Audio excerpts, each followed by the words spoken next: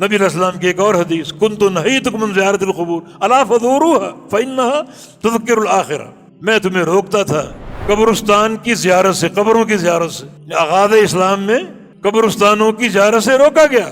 وہ دور تھا اعتقادی تطور کا، عقیدہ آ رہا تھا، لوگ سمجھ رہے تھے، سن رہے تھے، اور چونکہ قبریں زیادہ عقیدے کو بگاڑنے والی ہیں، چن چن کر شریعت کے فرامین کو ذبح کیا جاتا ہے اس نظام قبور میں۔ یعنی شرک کی پیداوار کے اڈے ہیں یہ۔ شریعت نے پختہ قبر سے روکا نہیں، اور اگر 100% نہیں تو 90% قبریں پختہ ہے۔ قبر کو اونچا نہ بناؤ، سطح زمین کے برابر رکھو، قبروں پر کچھ لکھو نہ، حدیثیں ہیں ہر قبر پر لکھائی موجود، اور نہیں تو نام اور باپ کا نام، تاریخ وفات۔ قبروں پر چادریں چڑھانا یہ معمول بن چکے، حالانکہ یہ قبیح قسم کا شرک ہے۔ وزراء جاتے ہیں، سیاستدان جاتے ہیں، دیے بھی جلا رہے ہیں، چادریں بھی چڑھا رہے ہیں، کیوں؟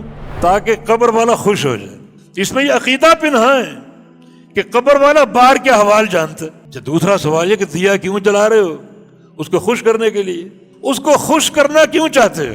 تاکہ خوش ہو کر ہماری حاجتیں پوری کر دے، ہماری پکاریں سن لے، دعائیں سن لے۔ مانا یہ عقیدہ ہے کہ قبر والا حاجتیں پوری کرنے پر قادر۔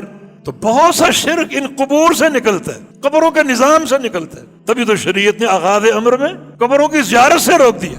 اور جب عقیدے مستحکم ہو گئے، صحابہ توحید سمجھ گئے، اللہ کی توحید پختہ ہو گئی، اب اجازت مل گئی، اب زیارت کرو۔